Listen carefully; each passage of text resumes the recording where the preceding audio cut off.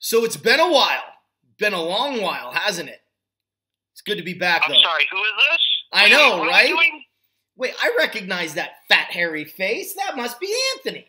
And that... I was going to say, hey, you shouldn't talk about yourself like that. Well, don't worry, I just did.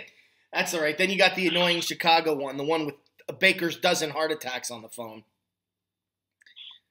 Hey, that just means we eat good, all right? Yeah, you eat good. You eat. We eat good. All right, so there's a lot to cover. Draft recap, I'm not going to, definitely not going to miss that. But I am going to touch briefly before we get started on the free agency. I don't think this year's free agency was as eventful, obviously not from a Rams standpoint, but certainly I think from anyone's standpoint. The Raiders, they got LaMarcus Joyner, which I don't think is a particularly I don't think it's an upgrade from their position, but I don't think it's an upgrade enough that's going to, determine wins and losses for him. He might make the difference in maybe a game. But LaMarcus Joyner is a good role player. He's not necessarily good enough to be the guy, in my opinion. I said the same thing about Janoris Jenkins and got a lot of flack, and, where's Janoris now? And then, as far as another Ram that went adios vio con Dios, of course I'm talking about Alex Barron. In my opinion, that was an addition through subtraction right there. Alex Barron, he showed up for Philadelphia, and I will give credit where credit's due. From the Philadelphia game through the playoffs, he played really, really well, but we need somebody that's there all the time, not there when they decide to turn it on. And certainly, one person in particular that needs that more than anybody is Aaron Donald, because now that he's the two-time defensive MVP, I don't care if he gets 30 sacks this year. They're not going to give him the defensive player of the year this year. So they really need to make sure that they have other people around him that just keep him from getting triple and quadruple and sextupled teamed. Basically, I think once you hit a triple team, it's officially a gangbang, but that's just me. Anyway, moving on. So, I don't know what else you want to call it.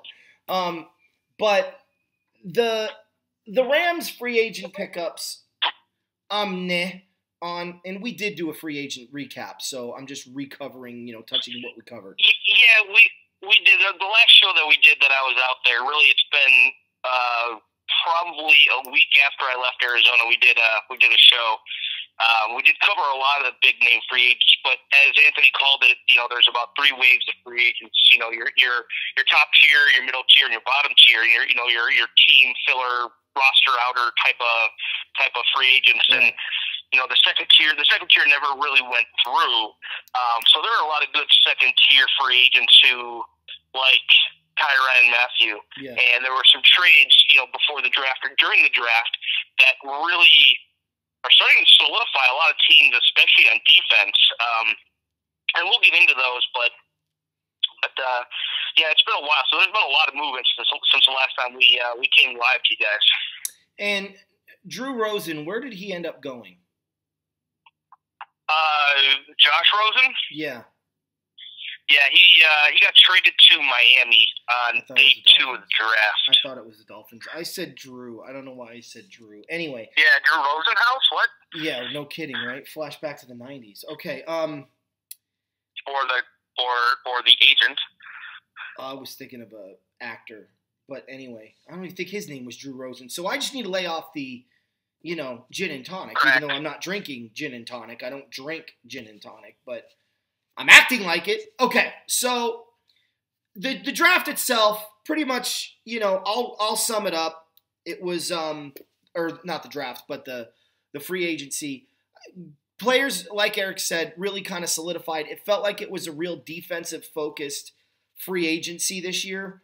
I don't think the Rams did a good job in free agency overall. I give their grade in free agency a D. You got older and slower on defense, which is always a recipe for success.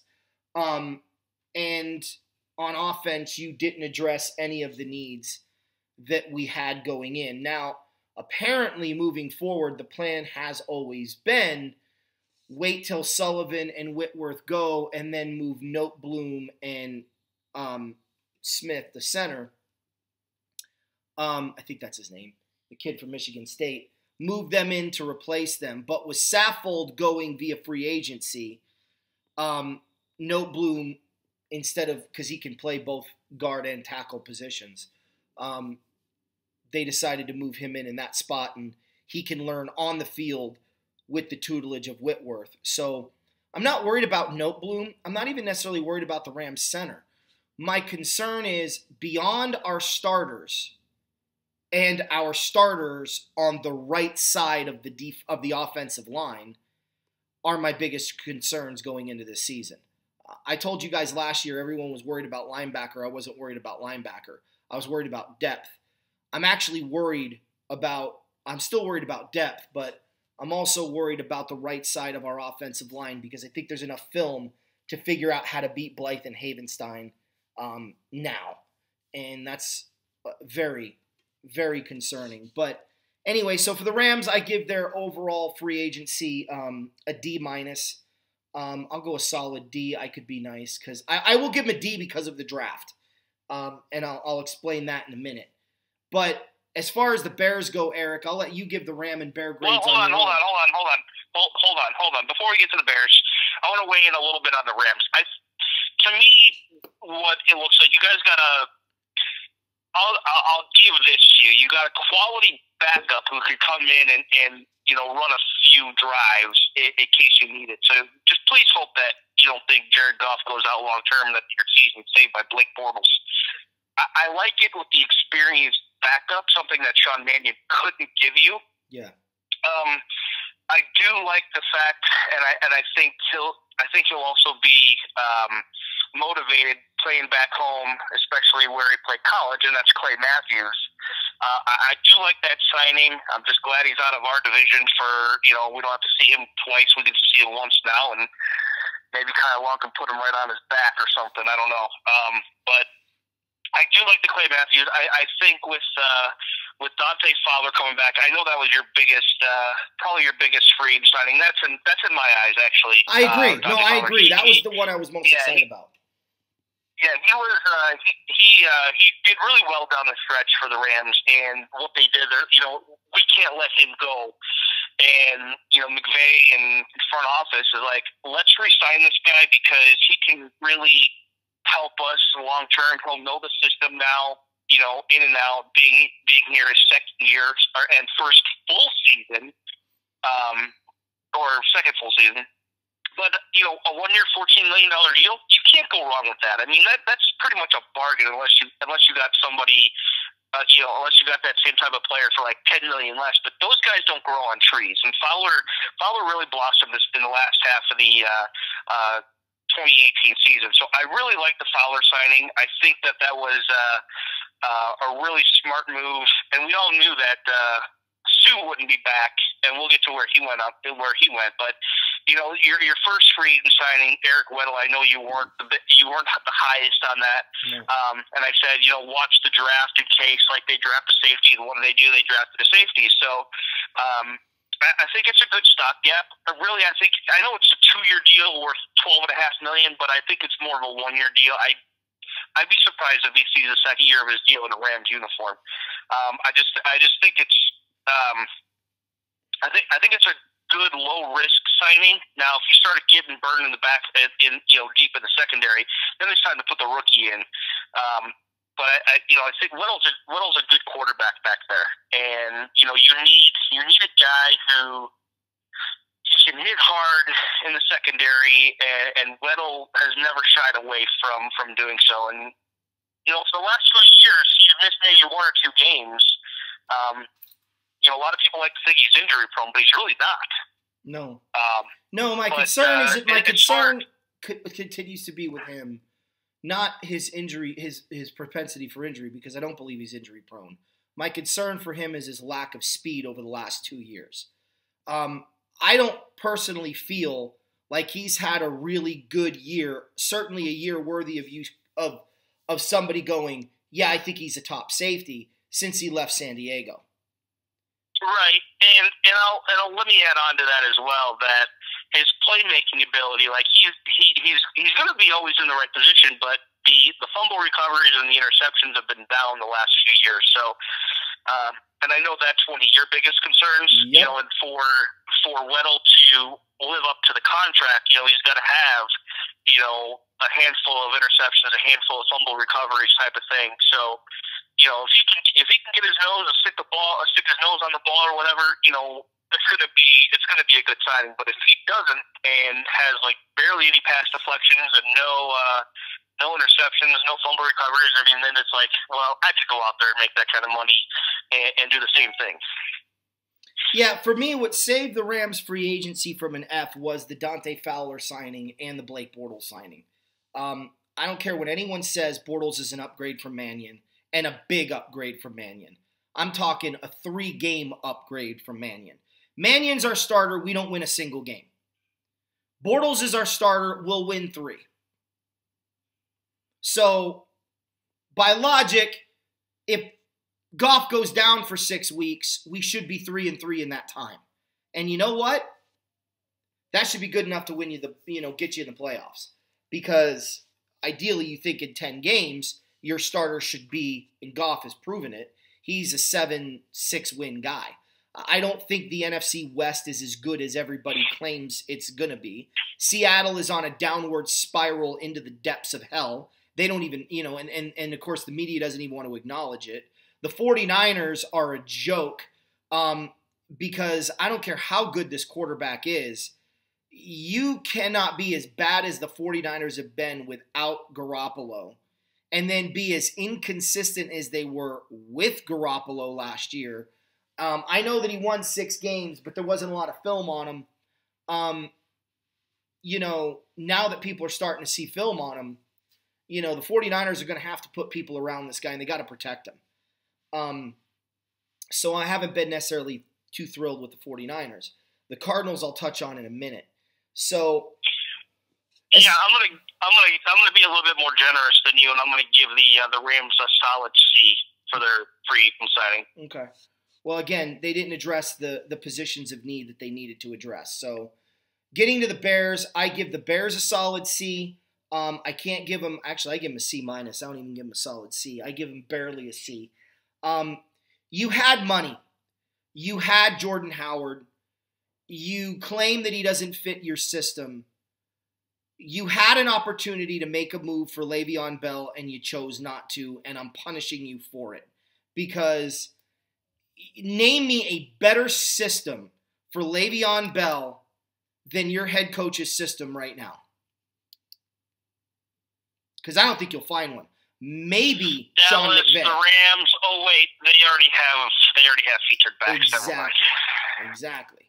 The Rams weren't going to make a play for Le'Veon. They already have Todd Gurley. So for the Bears to get to where the Rams are, that was the move they needed to make this offseason. If that was their only free agent move. It's funny you say that because the Bears are going to win the Super Bowl, so they're going to be further along than where the Rams were at this time a year ago. Okay. They do that, and I'll shave my butt, walk backwards, and bark.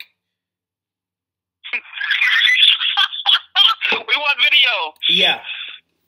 Look for it on YouTube. All right. Now, I do like some of the moves the Bears made, but even if the Bears had one transaction and that was the one, it would have been an A+.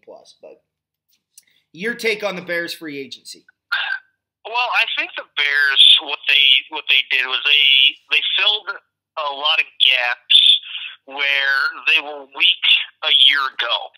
And I know the whole Howard thing. I would have kept Howard another year.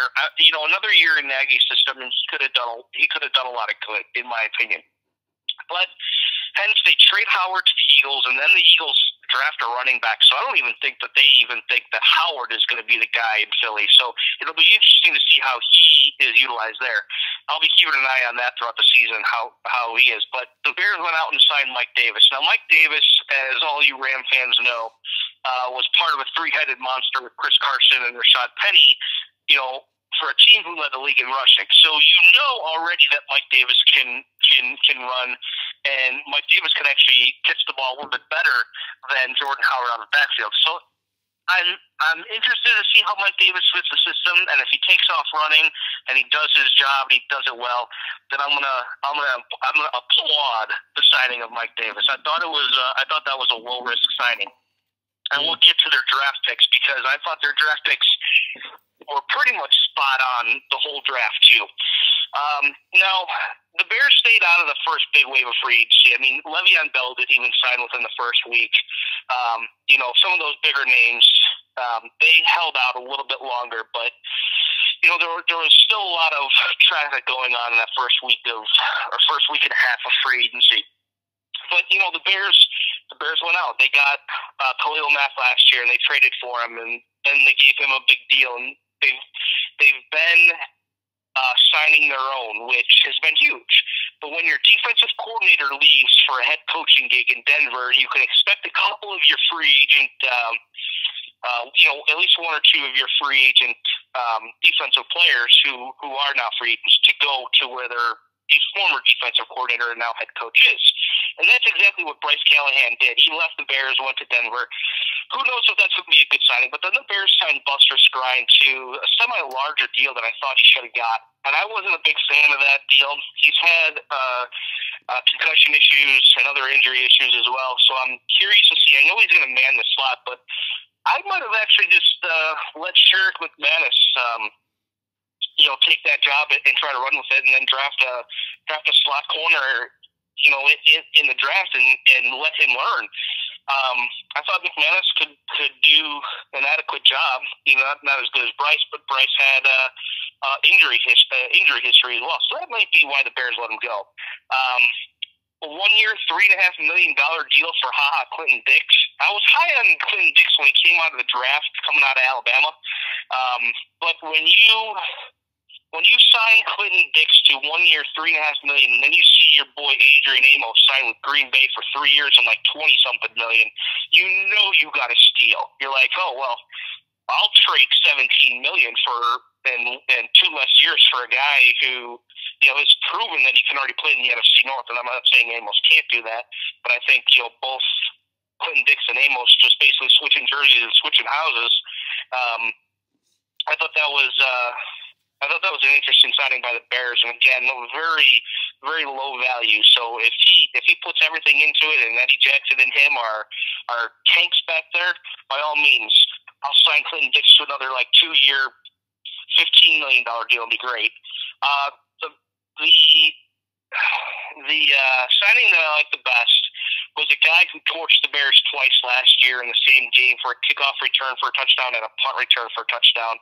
But that was Cordero Patterson. He comes back to the North, where he was drafted and played in Minnesota, then went to New England. Now he's in Chicago. And I like the special teams addition of Patterson. I think he gives the Bears another dimension, something that they haven't had since a guy named Hester. He's not in Hester's ball field. Don't get me wrong. I'm not comparing the two, but they haven't had a quality kick returner since Hester left, and Cordero Patterson could be that guy. Let me ask you. That's why I like the Patterson signing the most out of all of the signings that the Bears have, and I won't be surprised, obviously, if they sign 25 more kickers too. How many years did they sign Patterson for? Patterson, let's see here. Let's see. I'm getting there. Because if it's longer than a 1 year deal, they wasted their money. And I'll tell you why. Hold on. All of the reasons. It actually doesn't say. Have to look into that. All of the reasons you just talked about Cordell Patterson, they go away once the NFL bans kickoffs, which I think they're going to do in 2021. And if they ban kickoffs, they're going to claim punts are too dangerous too.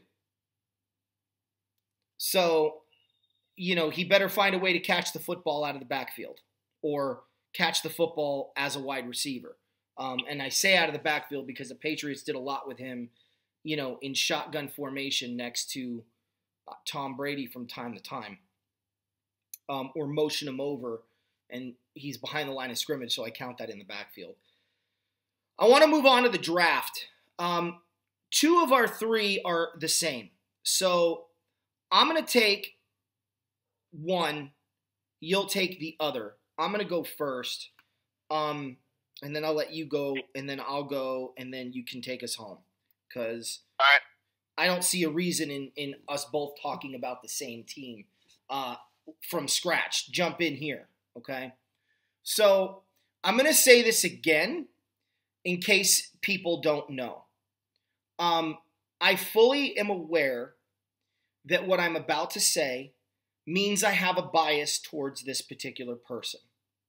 My favorite NFL player in the National Football League is Andy Dalton. He has been since the Red Rocket showed up and led the Bengals to consecutive playoff appearances. So I am obviously at odds with the NFL idiots and the morons that claim they can evaluate talent but couldn't find their wee-wee if it was shaved bald and staring at them right in front of their face. I have no patience for the people in the NFL because what they perceive as talented, aka this loser in Baltimore, and what they consider to be pathetic, aka Andy Dalton, Kirk Cousins, is mind-boggling in its inconsistency, in its absolute factual inaccuracies across the board, and just overall performance. You don't make the playoffs as many times in a career as Andy Dalton did and be a garbage quarterback. You just don't do it. There have been a lot of teams over the years. The Indianapolis Colts come to mind.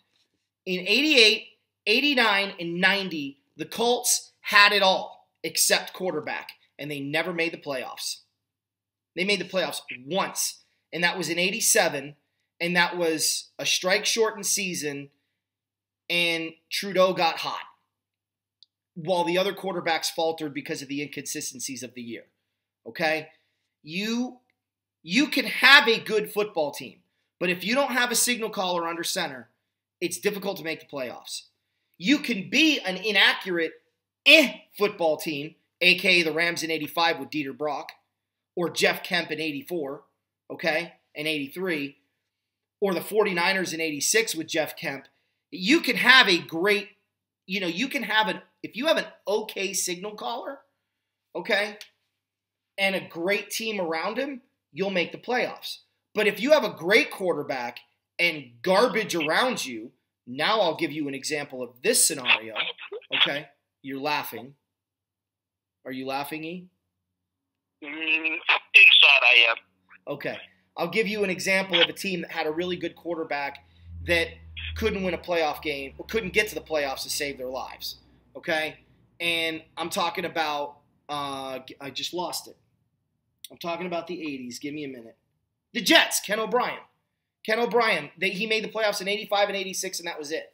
But Ken O'Brien, a lot of people don't realize this, in 87 and 88, he was a top 2 quarterback in the AFC, only trailed Dan Marino in 87. And in 88, he led all quarterbacks in the AFC in quarterback rating. Now, he was number 2 overall when you compile all the stats behind MVP Boomer Esiason. But he had wide receivers, he had running backs, but he didn't have a line, and his defense was inconsistent. And then he never recovered. Now, he made the playoffs again in 91, but he only made the playoffs 3 times in his career, and he was a good quarterback. Steve Grogan, another really good example of a good quarterback with garbage around him. So I get irritated with the Andy Dalton conversation. What the Bengals did, in my opinion, was they went out and they got the best offensive lineman in the NFL draft.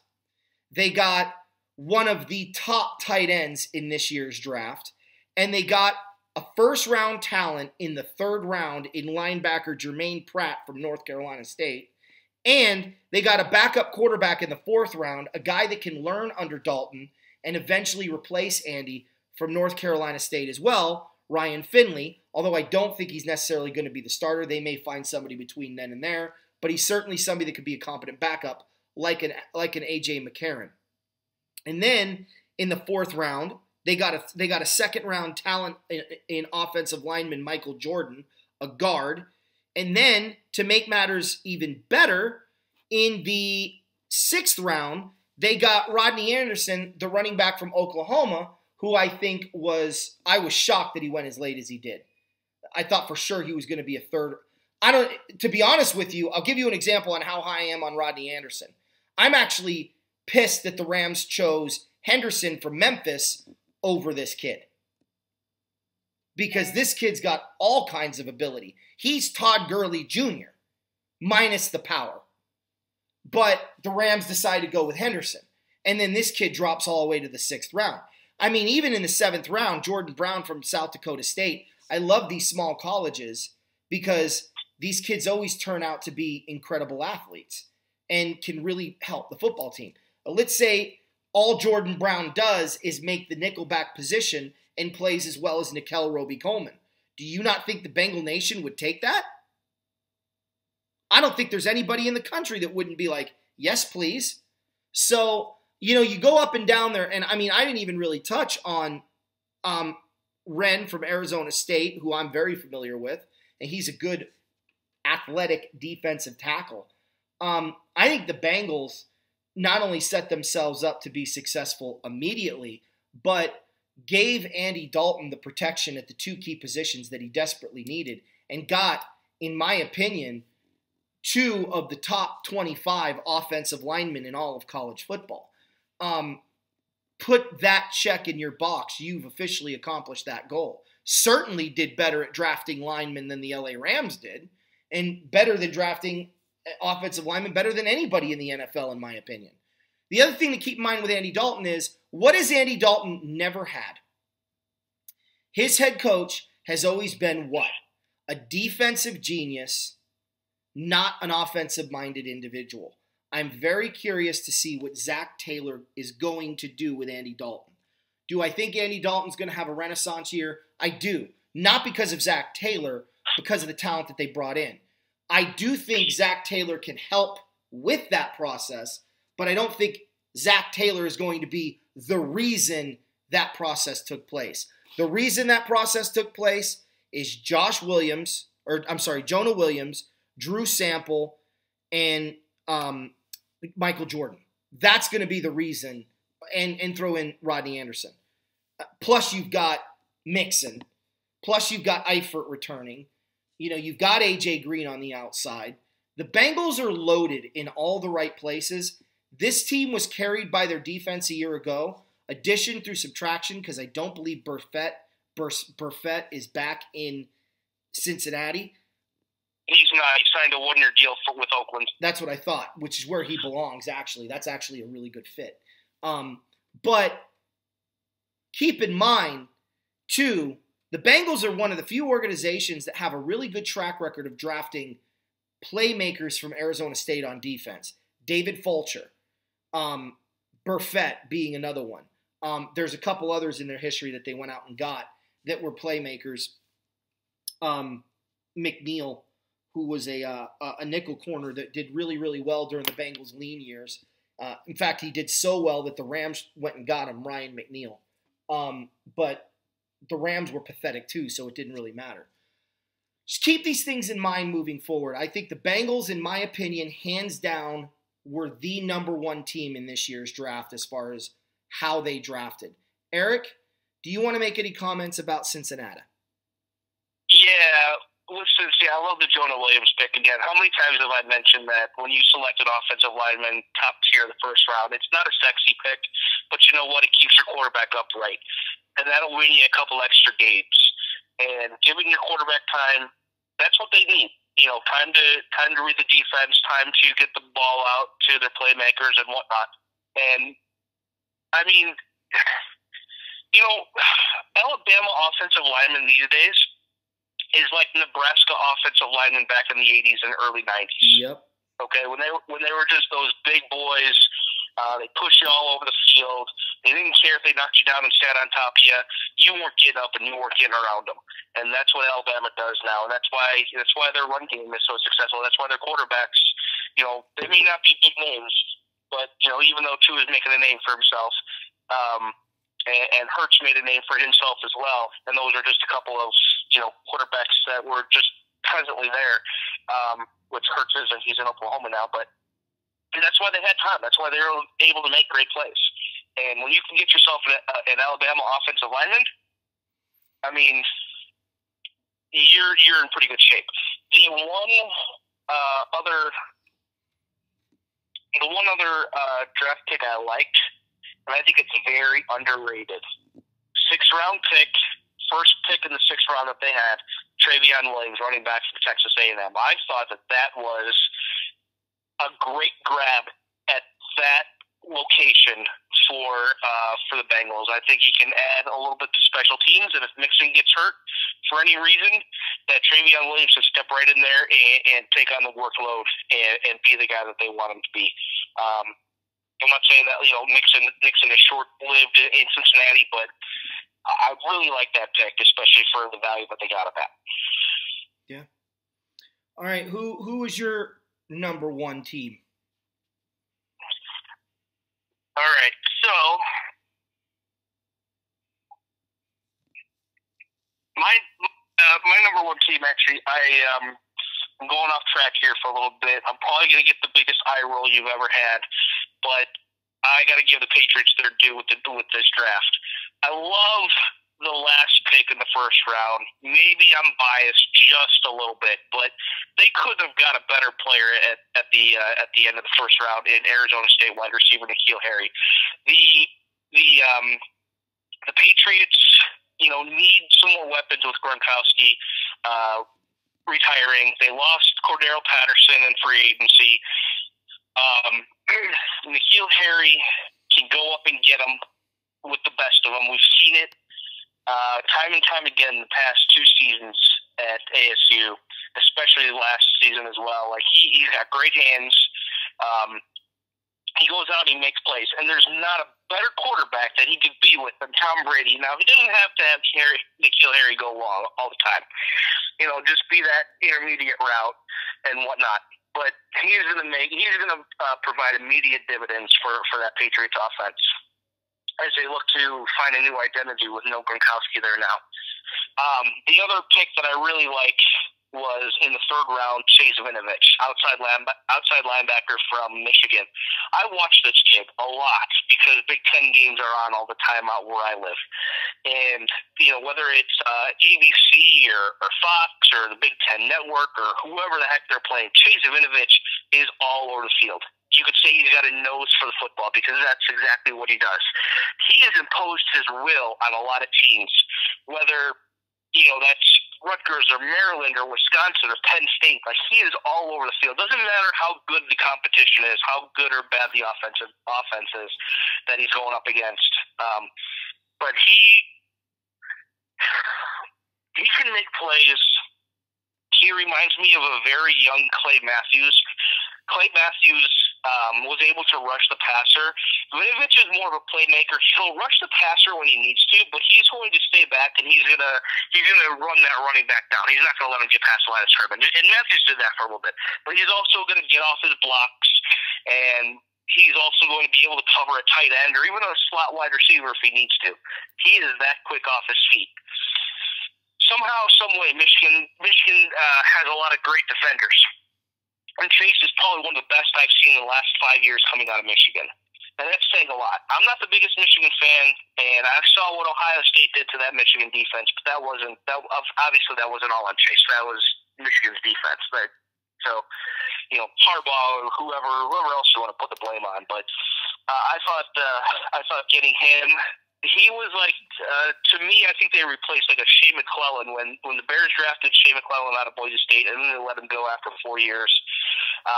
And then New England picked him up, and he was actually performing really well with New England.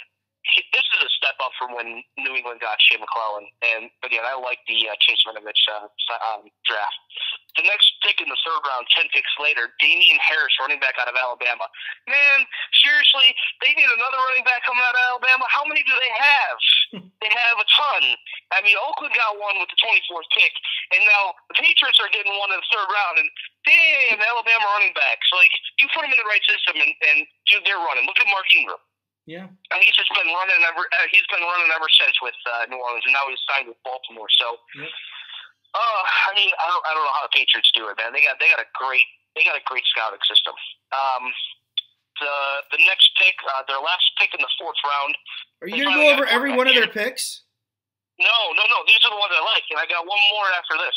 Okay. But I like the Jared Stidham pick. I watched Stidham a little bit. Now, Auburn wasn't the best offensive juggernaut in the SEC. Obviously, they had their growing pains or whatnot. But I liked what Stidham did. I liked him, the last 2 years in Auburn, and he's a tall quarterback. I mean, he's no Brock Osweiler, but he's like 6'3", 6'4", somewhere around there. But he can get the ball out. And man, putting him behind Brady in that offensive system, I mean, all he's got to do is sit there for 2 years, and they could trade him and bring in somebody else and gain a bunch of draft picks. So who knows if this guy's going to see the field for New England. The last pick I like this, and I'm saving this guy for last, but Joe John Williams, cornerback in the 2nd round. Dude is 6'4". I'm done. Mic drop. Yeah, no kidding, right? 6'4". Okay. Not only is he 6'4", he's 6'4" out of Vanderbilt. So you know the dude is smart.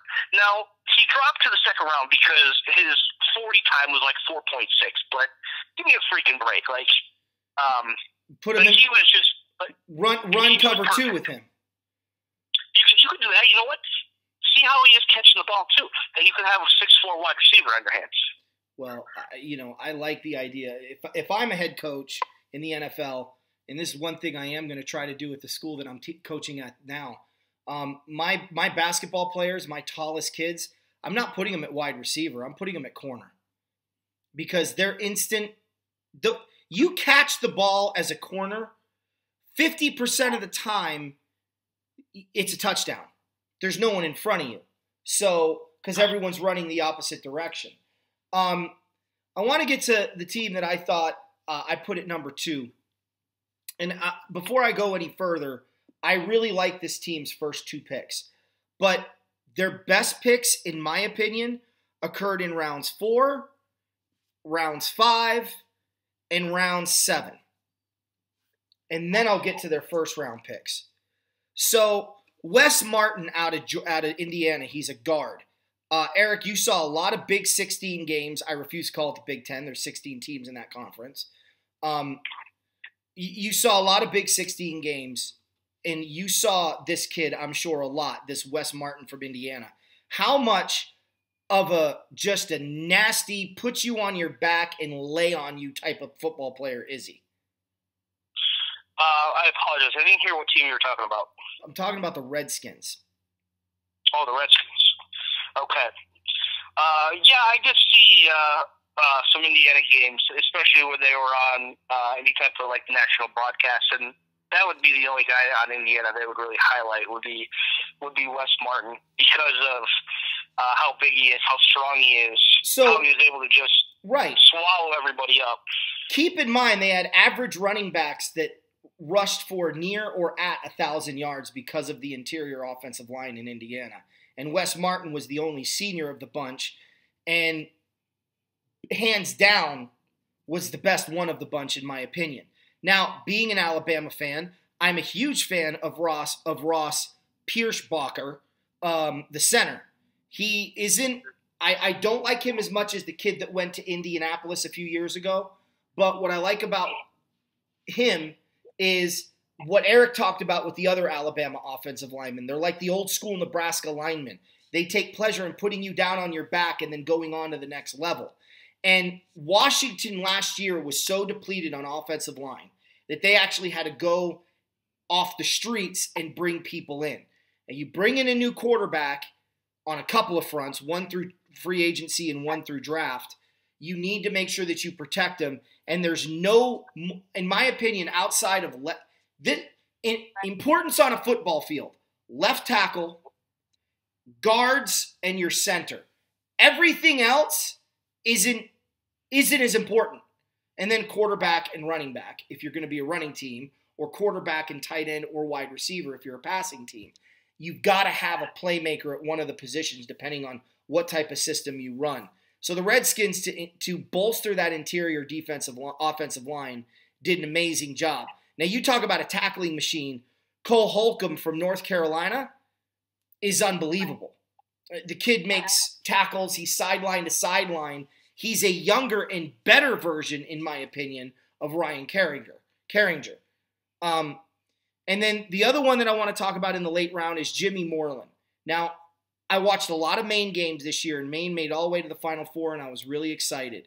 But this kid, Jimmy Moreland from James Madison, that they got in the 7th round, dude had 3 picks in the championship game last year, not this year, last year, and had 4 picks in the postseason tournament for Division I AA or whatever they call it, alone this year. That's not even counting his regular season interceptions. So they got themselves a corner that knows how to play and can catch the football. Then you go to their first 2 picks, which is the one everyone's talking about, Dwayne Haskins from Ohio State, who, look, they need to get a quarterback. They chose this to be the year to go get a quarterback. I like Dwayne Haskins as somebody who can learn in a system and then see if they're capable of starting. If they're going to start Dwayne Haskins from the beginning, this could be a problem. But if they try to get him in when they can, grow him into the system and move forward, I think this could be a really interesting move. And then obviously Montez Sweat, the edge rusher from Mississippi State, one of the best edge rushers in all of college football coming out. I don't think anybody can be disappointed with that move. So for me, I give the Bengals an A+, and I give the Redskins a solid A, just because they didn't get this, the Bengals didn't go for the sexy pick. They went to fill needs. And the Redskins clearly showed their fan base, yeah, we know what killed us last year. We're working on it. Secondary, defense, and offensive line depth. And that's exactly what they did. And I tip my hat to the Washington Redskins. And I think that they kind of stole the show. I know you have a different number 2. And actually I do, but I do want to let everyone know the reason why Montez Sweat fell to the back half of the first round is because of a heart condition that teams were aware of, and some were actually afraid of. But to get him in the first round, the 26th pick, like that dude's going to be like, okay, 25 teams passed up on me, like I'm eating all them for breakfast next year. Yeah, like that's crazy. And the other thing I like, it's gonna go unreported, but like Bryce Love coming off an ACL injury, Adrian Peterson's not going to be around forever. He's coming back for another year. But the Redskins lost Darius Geis last year in OTAs to torn ACL, and he's going to be back this year. But I think if they kind of redshirt Love this year, get him in some plays, maybe in the second half of the year or whatnot, but have him sit back and watch. This could be his offense with Dwayne Haskins in a couple of years when the Redskins are really going to be a formidable team in the NFC East. I agree. And Jonathan Love is a good runner. And I said Sweat and I meant Sweat.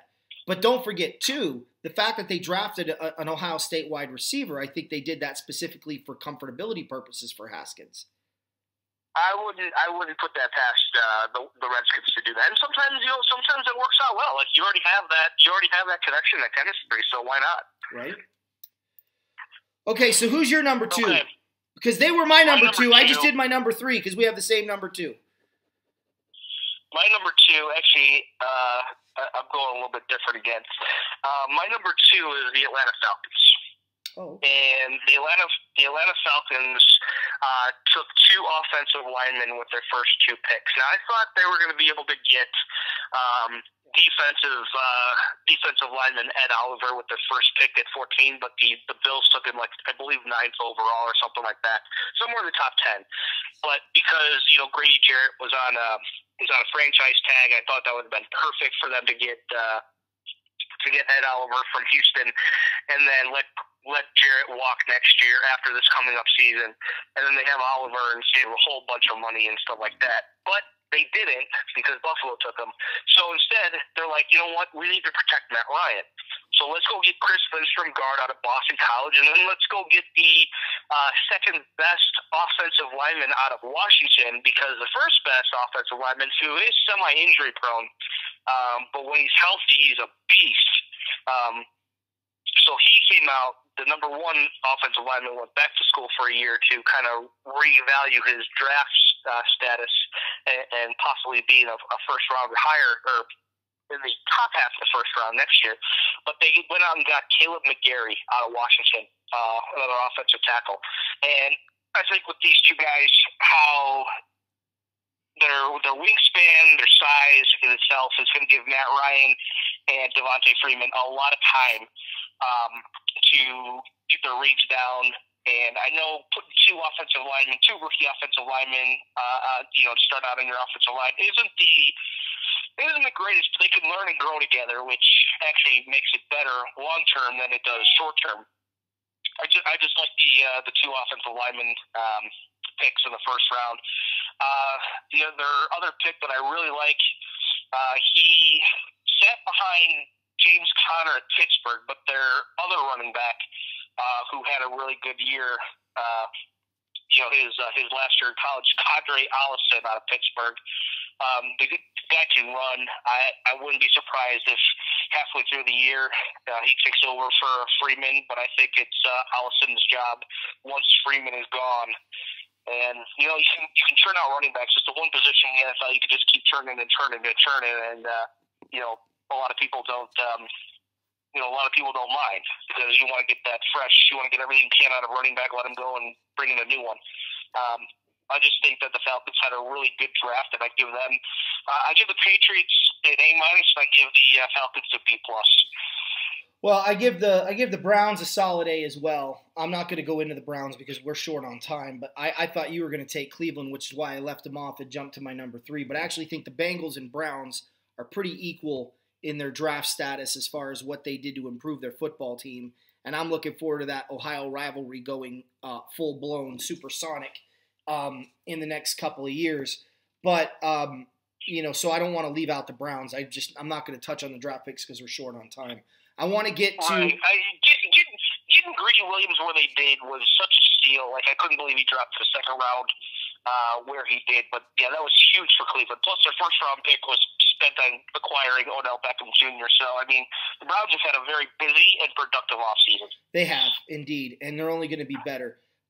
As far as the Nimrods of the draft, this was a close call between the Chargers and the Cardinals, but in the end, I picked the Cardinals because they had a chance to get Cody from Oklahoma, the guard, in the first round at 33, and instead they decided to go with Byron Murphy, a corner from a conference that is known for getting lit up like Christmas in the city defensively.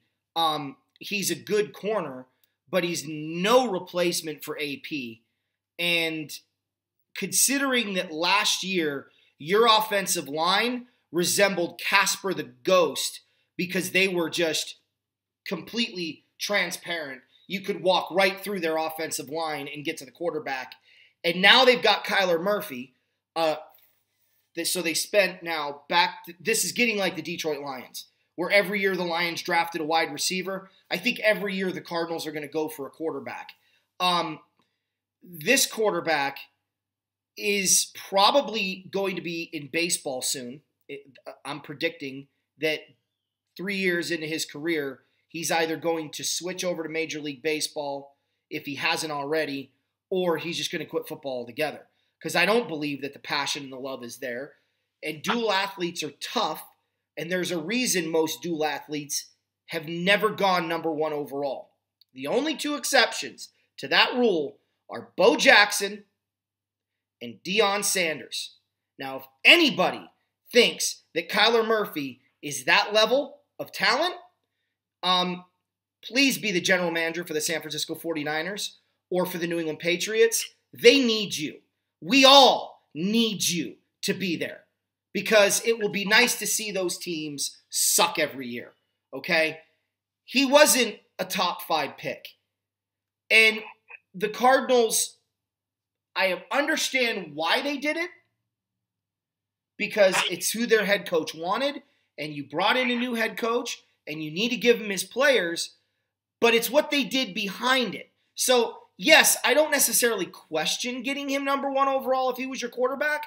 I think your scout system is horrific and horrendous, But Klein was clearly drinking on the job again because he goes for Brian Murphy from Washington, and then in the second round gets Andy Isabella from UMass, who everyone that I've talked to, and I even asked a couple, other people that do this show with me, we all believe that Andy Isabella would have been there in the fourth round. Like, no one was like, oh, the Cardinals took him, we were going to draft him. Right?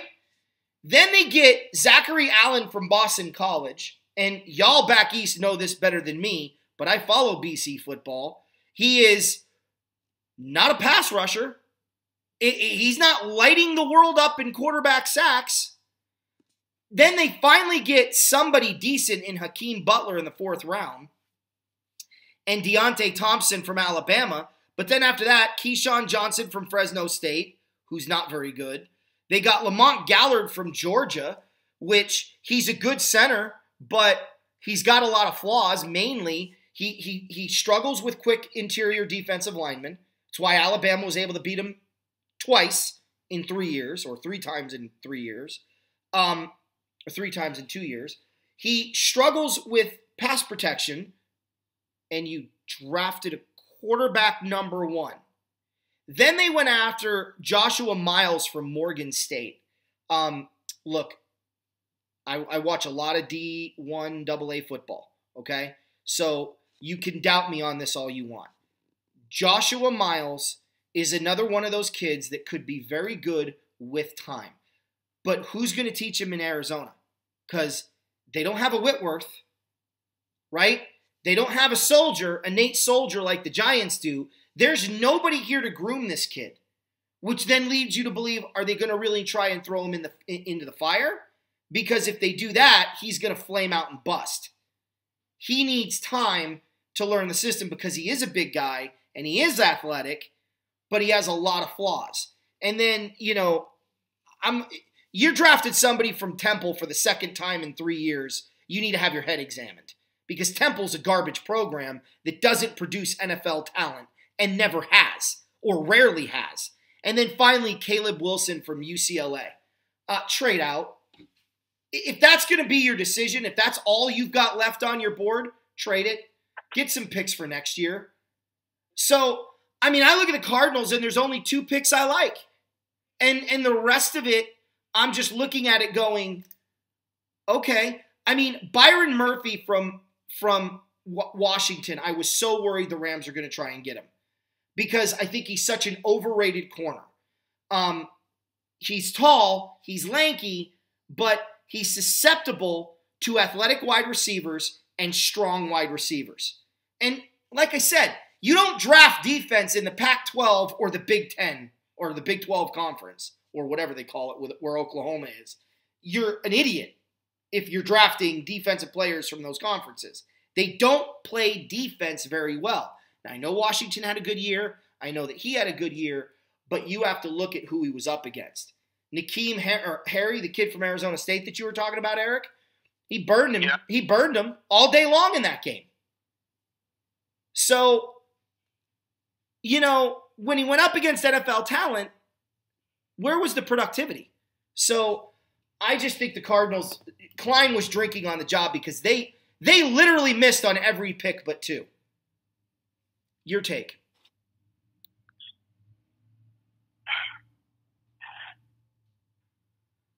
Well, I never thought that Kyler Murray was the number 1 overall pick or should have been the number 1 overall pick. And as you mentioned, they had questionable picks throughout the rest of their draft class.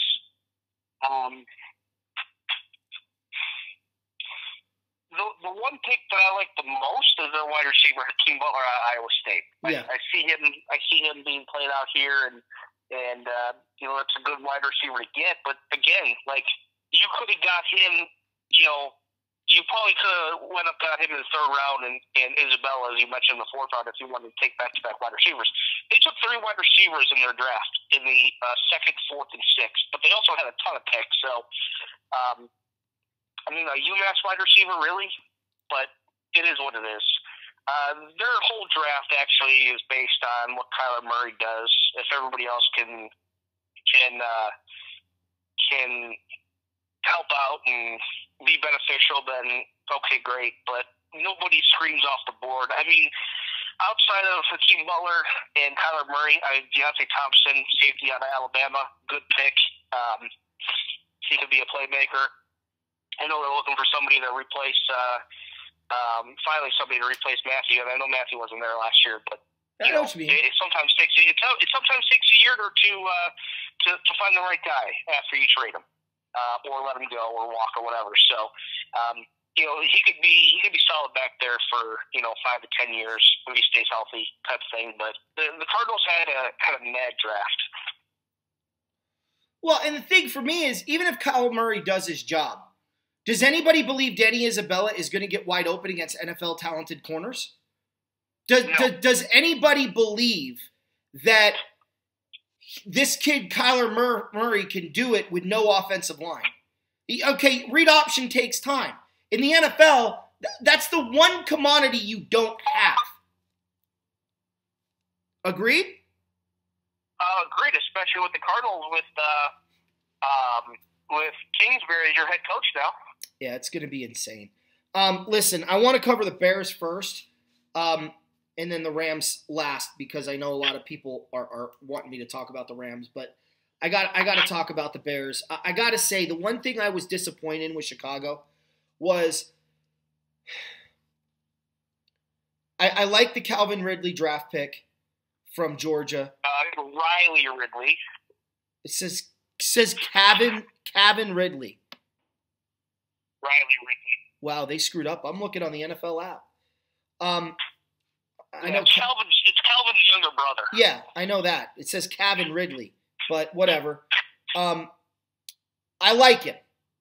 I like anybody on the offense side of the ball from Georgia, Alabama, and for that matter, I'll even throw in Auburn, because they have talent. But the David Montgomery was a head scratcher for me, the kid from Iowa State. You might know him better than me. I'm sure that I know that better than you. Right.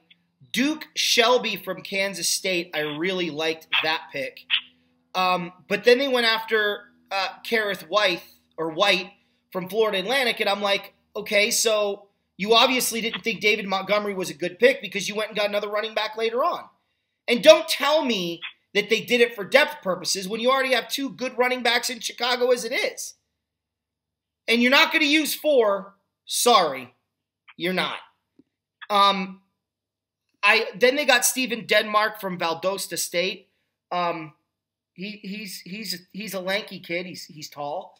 Can't catch for diddly poo, but has really good hand-eye coordination, which you might be thinking, well, Anthony, if he has really good hand-eye coordination, why can't he catch? Can't catch for diddly poo. That's why he plays corner, not wide receiver. Right, but he's really good at pass deflections, and he's noted for that.